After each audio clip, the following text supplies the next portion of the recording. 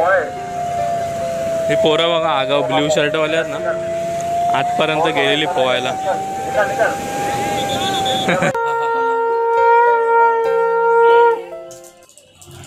नमस्कार मंडळी, मी आणि प्राची तुम्हा सर्वांचे कोल्हापुरी किचन्समध्ये अगदी मनापासून हार्दिक स्वागत करीत आहोत.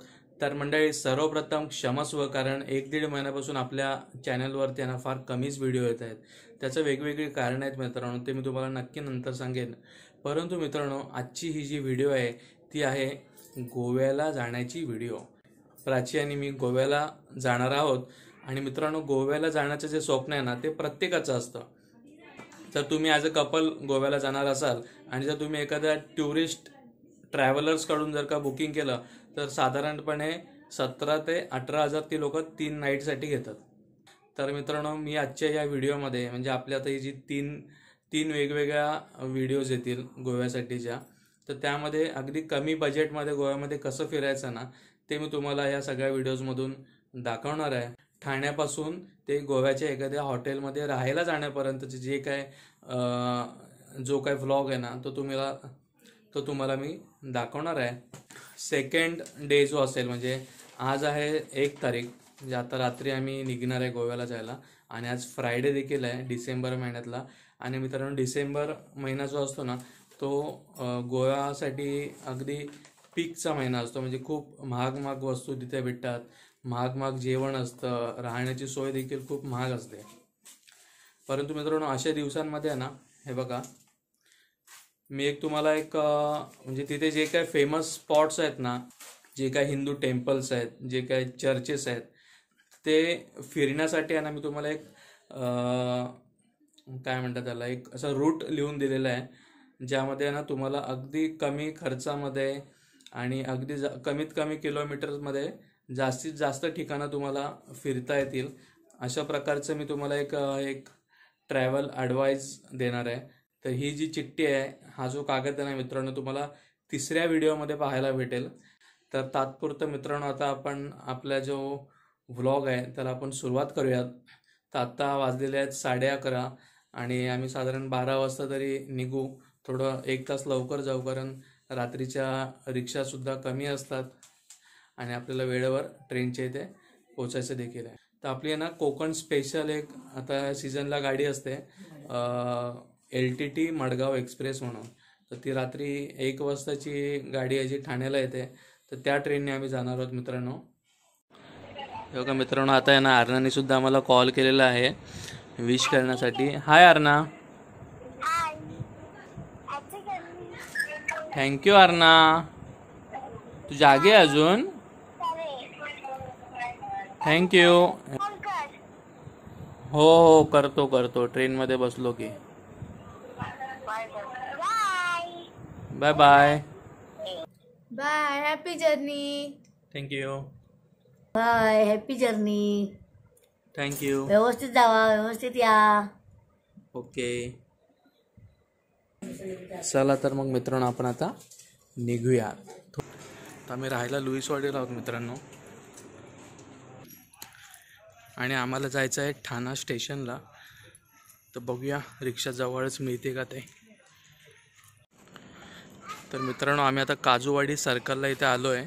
आमच्या घरापासून जवळ आहे, परंतु ना इथे 5 मिनटं आम्ही वाट पाहिली, पण इथे काय रिक्षा आलेली नाही आहे. आता आम्हाला हळूहळू आणि नितीन कंपनी जंक्शन जे आहे ना तिथे जावं लागेल. रिक्षा स्टेशन नाही. अथक प्रयत्न करून एक रिक्षा आली, परंतु तिने पण आम्हाला नाकारलेलं आहे. आता आम्ही नितीन कंपनी जंक्शनला जातो. हां, मग मी काय एवढाच फास्ट थोडी चालतो किंवा स्पायडरमॅन आहे. त्याची उगाच बडबड करते, मला रिक्षा नाही भेटली म्हणून. वैतागले तिला, चालायला जाम कंटाळा येतो. तर फायनली मित्रांनो, आता आम्हाला ना रिक्षा भेटलेली आहे. नितीन कंपनीच्या थोडंसं आधीच भेटली रिक्षा आम्हाला. आणि आता बघा नाईट फेअर पण चालू झालेलं आहे. 12:30 वाजले आहेत.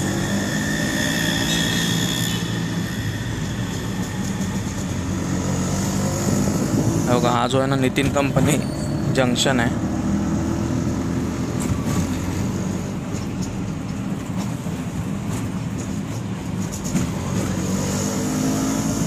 मित्रांनो आता इथून थेट आपण भेटूयात रेल्वे स्टेशनवरती. तर मित्रांनो आता आहे ना आम्ही पोचलेलो आहे ठाणा स्टेशनला. हे बघा ठाणा स्टेशनचा जो परिसर आहे ना तुम्ही पाहू शकता अशा प्रकारचा आहे. तर मित्रांनो इथून आहे ना आम्हाला जायचं आहे प्लॅटफॉर्म नंबर 7ला, जिथे आमची ट्रेन येणार आहे.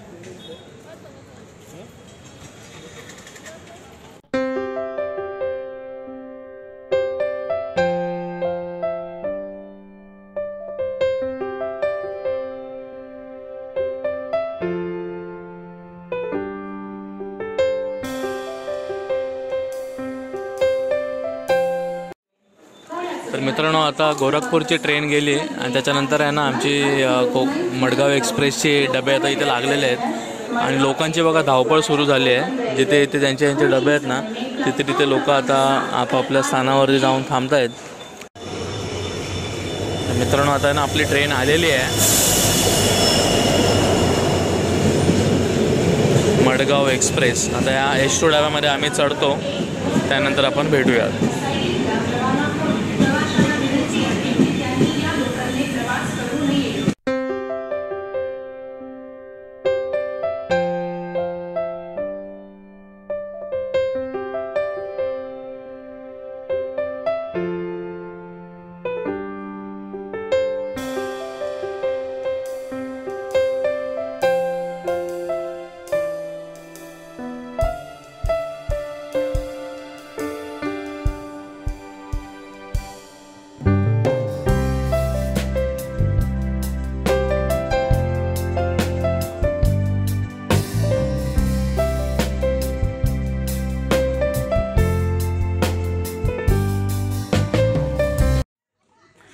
गुड मॉर्निंग मित्रांनो. आता आपली जी ट्रेन आहे ती नांदगावमध्ये पोचलेली आहे. म्हणजे कणकवलीच्या आदलं जे स्टेशन आहे इथे जनरली थांबत नाही, परंतु जर गाडी उशिरा असेल तर हळूहळू ते लोक थांबवत जातात. आमची जी ट्रेन आहे ना मित्रांनो 1.5 तास उशिरा चालू आहे.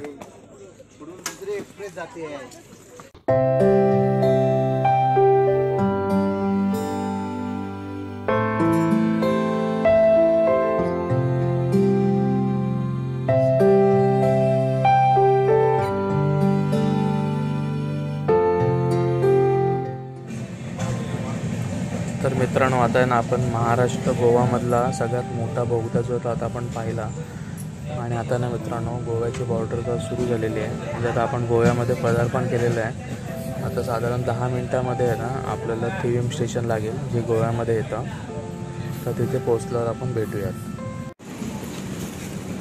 तर मित्रांनो आता ना आमची ट्रेन आहे ती ड्रॉप केलेली आहे आणि ट्रेनमधनं उतरल्यावरती आहे ना हा अशा प्रकारे वेस्ट साईडला जाणारा एक ब्रिज आहे. त्या ब्रिजवरून आपल्याला पलीकडे क्रॉस करून जावं लागतं. ते बघा मोस्ट ऑफ द जी पब्लिक आहे ना ती थिविम स्टेशनलाच उतरते, कारण इकडनं सगळे बीचेस आहेत ते जवळ पण आहेत. प्लस इथे थोडंफार बजेटमध्ये सुद्धा रूम्स मिळतात.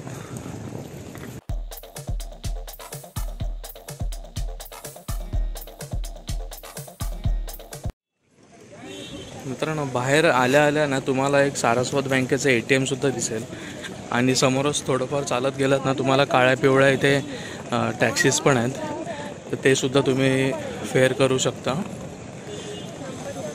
आता मी सर्वप्रथम आहे ना बघतो इथे कुठे बससुद्धा अवेलेबल आहे का ते, कारण काय प्राची आणि मीच आहे, आमच्याकडे सामान पण काय जास्त हेवी नाही आहे. मित्रांनो बघा थिविम रेल्वे स्टेशनला तुम्ही बाहेर आलात ना की हा एक समोर सरळ एक रस्ता जातो. इथून एक 300 मीटरवरती आहे ना थिविम रेल्वे स्टेशनचा बसस्टॉप देखील आहे. तर त्या बसस्टॉपवर आता आम्ही निघालो आहे. बघा तिथे बसची फ्रिक्वेन्सी किती आहे ते. जर तुमच्याकडे कमी लगेज असेल ना तर तुम्ही बसने जाणं नक्की प्रेफर करू शकता. हे बघा मित्रांनो समोरच आहे ना इथे बस उभी आहे. आहे का जागा? जागा आहे का बसमध्ये? जागा आहे का? किती वेळाने बस येईल आता? जागा खाली आहे, खाली आहे. चल बस रे, खाली आहे. चला बस खाली आहे का बघूया.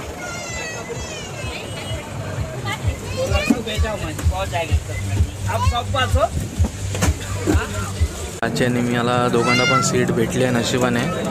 बाकीचे लोक आहेत ती थोडी उभी आहेत. आणि इथून आहे ना मित्रांनो आम्हाला म्हापुसा या बसस्टॉपवर जायचं आहे. तिथून मग पुढे आपल्याला कलंगूट बीचवरती जाण्यासाठी तिथून बस असेल.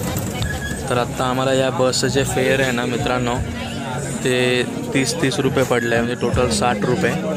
आणि प्रायव्हेट गाड्यांना आम्ही इथे विचारलं तर टोटल 750 रुपये ते सांगत होते डायरेक्टली कलंगूट बीचपर्यंत. हे बाई मित्रांनो हे पाठीमागून येऊया. बघा आता ना म्हापसाला पोहोचलो आहे आम्ही. तिथून आता कलंगूटसाठी आहे ना दुसरी अजून एक बस आहे, ती पण लगेच भेटली आहे आम्हाला. बस इथं चला, नशीब लगेच भेटली पण बस आम्हाला. आता याचं तिकीट सांगेन मी तुम्हाला कंडक्टर आला की. बस तर सध्या रिकामी आहे. का मित्रांनो बाहेरच्या बसेस पण पाहू शकता. आता ही जी बस आहे ना ही परत थिविमला जाणारी बस आहे. त्यानंतर तिथे वेगवेगळ्या बसेससुद्धा लागतात. आणि आत्ता आम्ही ज्या बसमध्ये बसलो ना ती बस कलंगूट बीचला जाते, बागा बीचला जाते. तुम्हाला जिथे पाहिजे तिथे तुम्ही जाऊ शकता.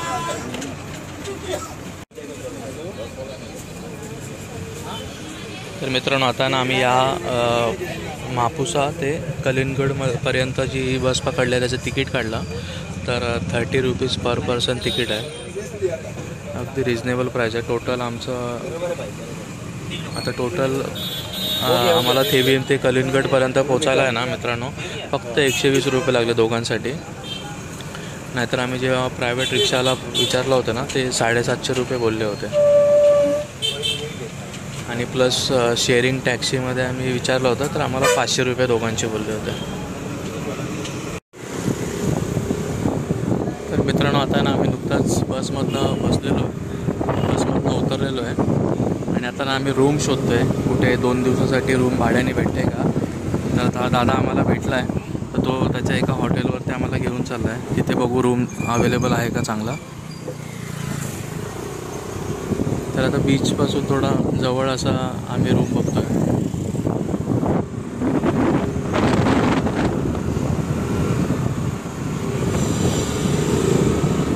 बीच कहाँ पे यहाँ पे आगे करके भी आ सकते हो. ओके भले. तर मित्रांनो फायनली आहे ना आम्हाला आता आमचं जे हॉटेल आहे ते आता भेटलेलं आहे. तर आता आम्ही 2 दिवसासाठी इथे आलो आहे ना राहायला. तर मग आम्ही जे हॉटेल बुक केलं आहे ना ते 2 दिवसासाठीच सेम रूम बुक करून ठेवलं आहे. ते बघा आता मी तुम्हाला ना आतमध्ये जाऊन दाखवतो. ते बघा मित्रांनो. आणि या रूमची जी प्राईज आहे ना मित्रांनो ती एका दिवसासाठी 1300 रुपीज आम्हाला पडली आहे. तर मी 1000 रुपीजसाठी त्यांना कन्व्हिन्स करत होतो. पण इथे माझ्यासमोर जे कोणी फॉरेनर्स आले होते ना प्लस दुसरे काही गेस्ट आले होते त्यांच्याकडनं आहे ना त्यांनी कमीत कमी 1800 रुपये पर डेचा चार्जेस घेतले. तर ॲटलिस्ट मी त्यांना 1300साठी तरी कन्व्हिन्स करू शकलो आहे. आणि बघा बाल्कनी पण खूप छान आहे, मोठी आहे हे बघा. आणि ते साईडला पण सगळे हॉटेल्सच आहेत. खूप शांत छान असा एरिया आहे. मेन रोडपासून थोडंसं आतमध्ये, जास्त आतमध्ये नाही आहे म्हणजे. आणि इथून कलुंगड हा जो बीच आहे तो इथून वॉकेबल डिस्टन्सवरती आहे. तर आता ना मित्रांनो आम्ही पटापट आंघोळी करून घेतो. त्यानंतर मग आपण जर जमलंच तर थोडा आराम करूया. आम्हाला जेवायचंसुद्धा आहे. तर मग आपण एखाद्या बाहेरच्या हॉटेलमध्ये जाऊन जेवूयात. तर मित्रांनो अशा प्रकारे आहे ना आमच्या आता मस्तपैकी दोघांच्या पण आंघोळी झालेल्या आहेत. हॉटेलमध्ये आम्ही आता थांबलेलो आहोत. आता दुपारचे वाजलेले आहेत 2. तर मित्रांनो आता 2 वाजता आता आम्हाला लंचसाठी सुद्धा बाहेर जायचं आहे. तर आता बघू जवळपास कुठे चांगलं हॉटेल आहे का, म्हणजे थोडं बाहेर फिरता पण येईल. आता बाहेर ऊन तर भरपूर आहे, म्हणजे एवढं कडक ऊन नाही आहे पण आहे बऱ्यापैकी ऊन आहे आता इथं. तर मित्रांनो आता आम्ही लंचला जातो. आणि मित्रांनो आजचा जो ब्लॉग आहे तो बघू थोडाफार अजून मी दाखवेन. आजच्या दिवसामध्ये आम्ही काय काय करतो आहे ना ते मी दाखवेन तुम्हाला संध्याकाळी. मग मी हा जो ब्लॉग आहे ना या ब्लॉगचा मी एंड करेन. आता प्राची पण मागे तयार झाली आहे जेवणासाठी. ती बोलवते की आपण रूमवरतीच जेवण मागूया, पण म्हटलं की आता आपण इथे आलोच आहोत तर एखाद्या चांगल्या हॉटेलमध्ये जाऊन खाऊया. चांगल्या म्हणजे आपल्या बजेटमध्ये जसं बसेल त्या हॉटेलमध्ये आपण खाऊयात. चला तर मग मंडळी, आता आपण थेट भेटूयात लंचला. तर मित्रांनो, आता ना आम्ही आमच्या हॉटेलजवळच जेवणासाठी आलो आहे, लंचसाठी आलेलो आहे. तर इथे हॉटेलचं नाव आहे ना देसी तडका म्हणून veg and non veg hotel restaurant आहे. आणि त्याच्या बाहेरचा जो आउटसाईडचा जो रस्ता आहे ना तो बघा, पाहून शकता. हा बागा बीच रोड आहे, म्हणजे समोर पण एक बीच रिसॉर्ट आहे, खूप छान आहे. आता आम्ही ऑर्डर दिलेली आहे. प्राचीचा मार्गशीर्ष असल्यामुळे ती व्हेज खाणार आहे आणि मी चिकन थाली ऑर्डर केलेली आहे. ओके, बघू आता किती वेळामध्ये येते आणि त्याची टेस्ट वगैरे कशी ते सुद्धा मी तुम्हाला सांगेन. मित्रांनो, आता संध्याकाळचे वाजलेले 6. तर थोडं आम्ही रेस्ट करून आहे ना थोडं आता बाहेर फिरायला आलेलो आहे मार्केटमध्ये. आता गोव्याचे जे आपलं इथलं म्हणजे आमच्या हॉटेल जवळचे जे काय लोकल मार्केट आहे ना मित्रांनो, ते लोकल मार्केट आम्ही आता फिरायला आलो आहे. रस्त्यांवरती पण खूप चांगली रोषणाई आहे, सगळी दुकानं आता संध्याकाळची छान दिसत आहेत. आता बघूया इथलं लोकल मार्केट आहे ना मित्रांनो कसं आहे ते.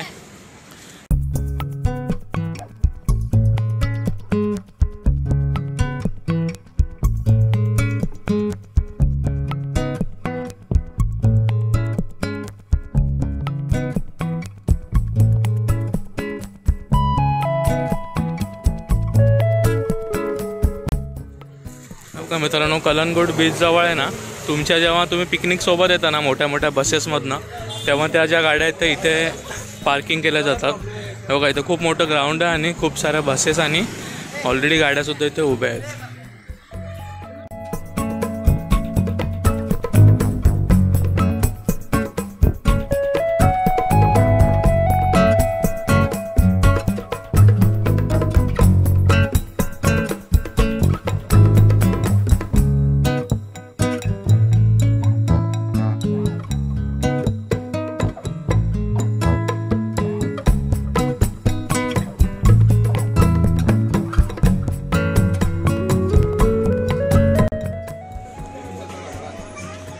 मित्रांनो, इथे ना नेम प्लेट्स वगैरे सुद्धा बनवून देतात आणि अगदी रिजनेबल प्राईजमध्ये बनवून देतात.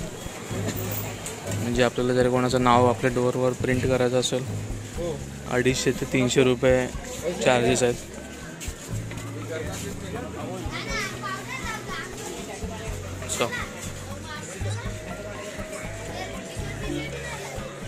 हे बघा, काहीतरी नवीन दिसलंय मला इथे.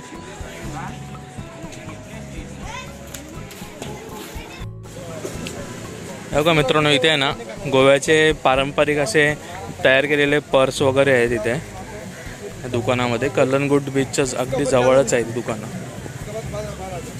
खूप छान.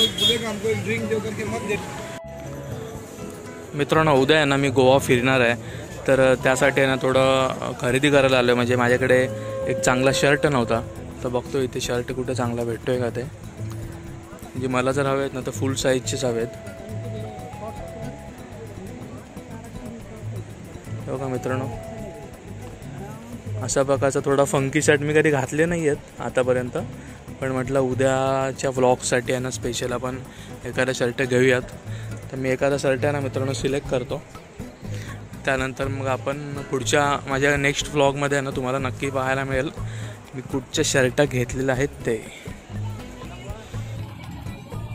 इथे ना वेगवेगळ्या प्रकारचे किचन्स आहेत.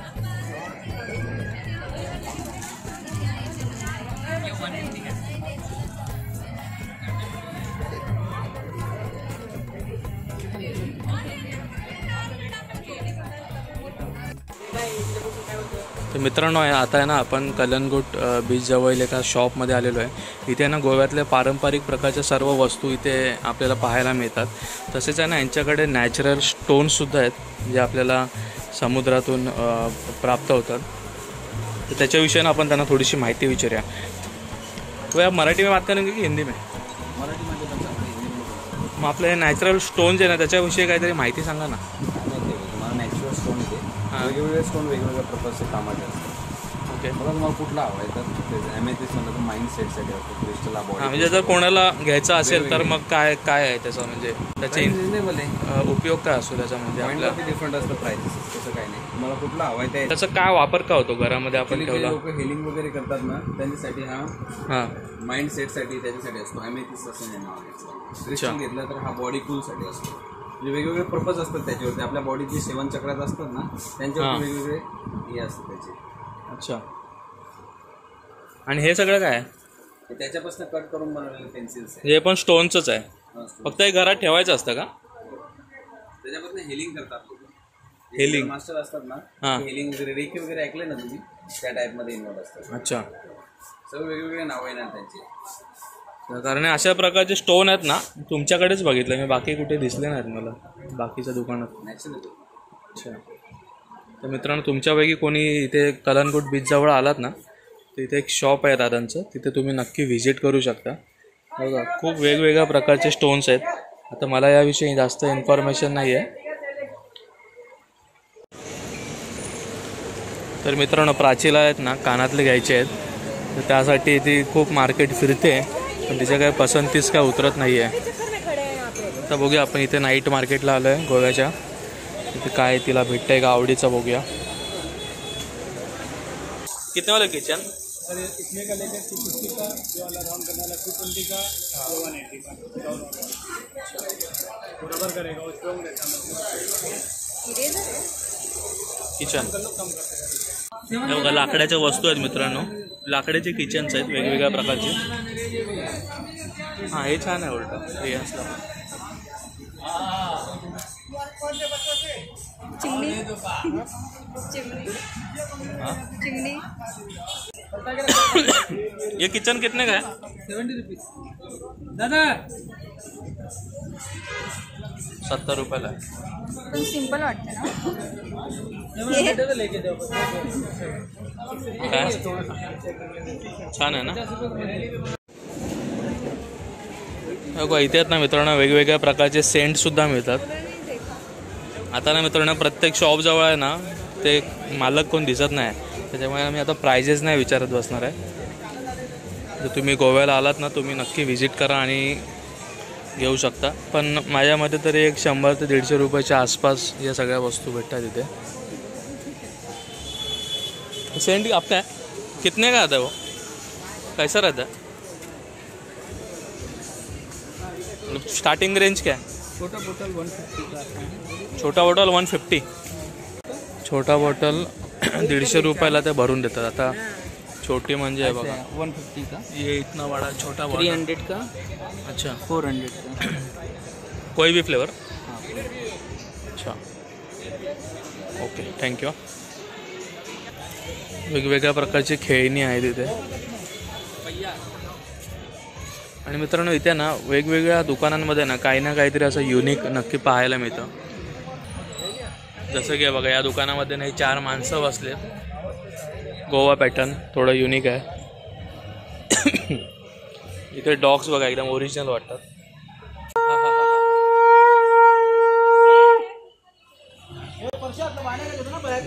युद्ध सुरू झालं.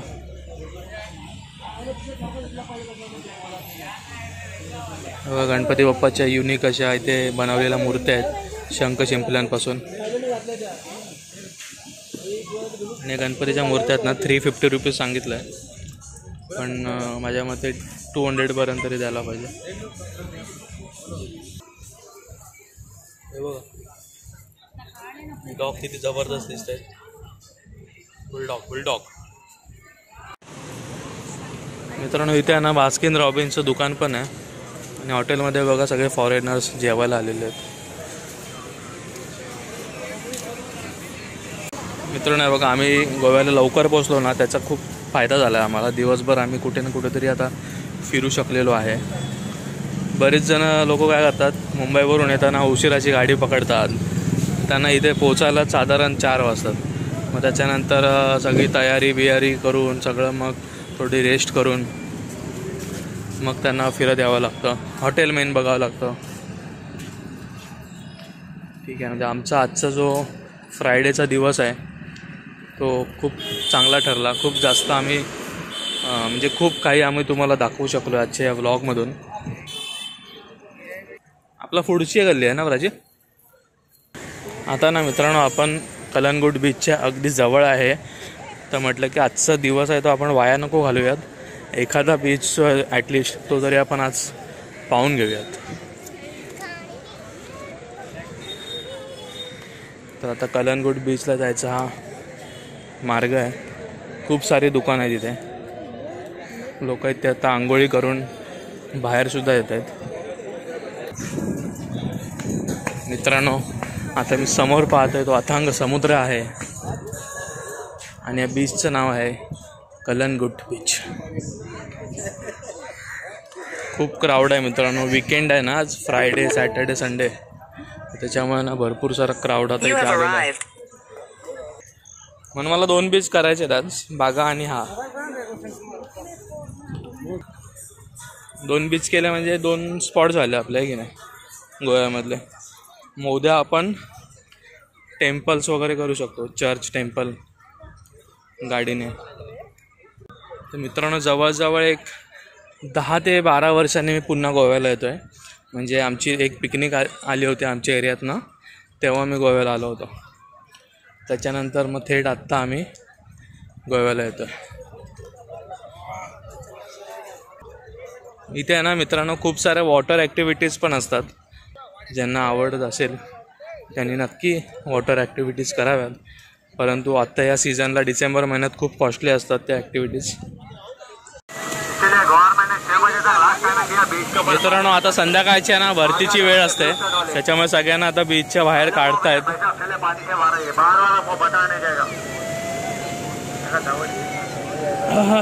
आपण आपली चप्पल घेऊया मित्रांनो. बीचवर फिरण्याची एक वेगळीच मजा असते.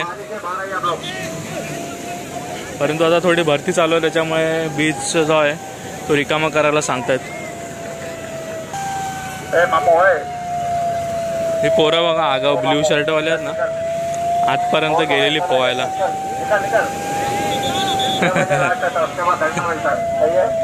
त्यांना निघायला सांगतात तरी निघत नाहीत ते. खूप लाइटिंग वगैरे सुंदर सुंदर केलेली आहे तिथे. पानी के किनारे से बाहर आ जाइए.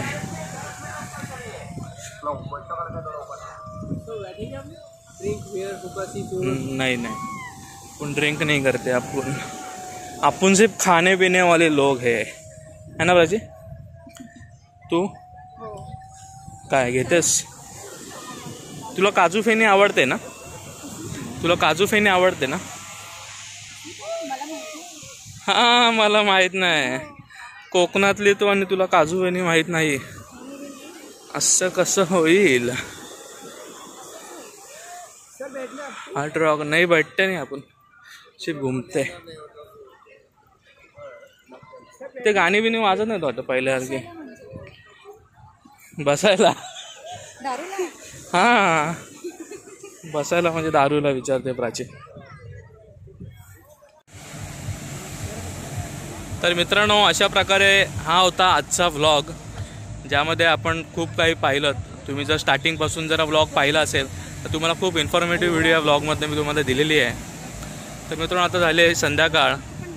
आता बीचवरतून सुद्धा आम्ही फिरून आलो आहे कलंगूट बीचवरतून. तर मित्रांनो आता आम्ही आता रिटर्न घरी जाणार आहे इथून. आणि आजचा जो व्लॉग आहे ना मित्रांनो तो मी इथेच एंड करतो आहे. आणि आपण उद्या सकाळी पुन्हा एकदा पाहूयात नवीन दिवसासह खूप सारी गोव्यातली मंदिरं आणि खूप सारी गोव्यातली चर्चेस. तर मित्रांनो आता लोकल मार्केट जे आहे ते प्राची आणि मी थोड्या वेळात फिरूच. परंतु आता अंधार झाल्यामुळे आणखीन काय दाखवता नाही येणार बीच वगैरे. तर त्याच्यामुळे ना मित्रांनो आपण उद्या भेटूया तुमच्या आवडत्या कोल्हापुरी किचन्समध्ये. टाटा.